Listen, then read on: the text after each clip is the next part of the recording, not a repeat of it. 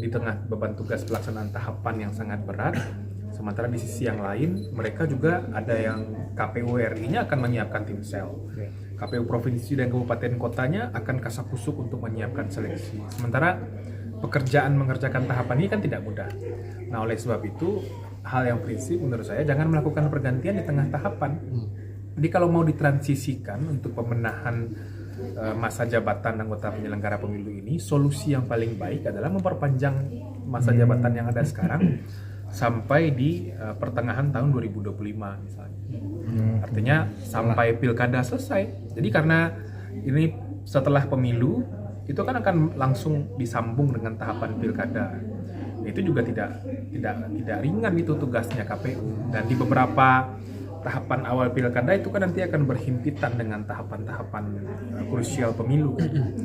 Tahapan rekapitulasi suara di tingkat kecamatan, kabupaten kota, provinsi sampai pusat. Itu akan berhimpitan di tahapan-tahapan awal pilkada seperti penyerahan dukungan bakal calon perseorangan, verifikasi dukungan calon perseorangan, belum lagi nanti akan berhimpitan dengan proses perselisihan di MK untuk pemilu, berpotensi berhimpitan juga dengan persiapan putaran kedua di Pilpres misalnya. Jadi akan rumit kalau kemudian dilakukan pergantian. Nah, KPU menurut saya perlu ada kebijaksanaan. Jadi hindarilah psikologis untuk kemudian merasa bahwa KPU daerah yang ada saat ini bukan pilihan mereka. Urgensinya kan bukan itu. Tapi ini adalah lembaga penyelenggara pemilu yang bekerja dalam sistem. Jadi tidak penting sebetulnya siapa komisionernya. Yang penting adalah memastikan mereka bekerja baik dan memastikan melaksanakan tahapan sebaik-baiknya.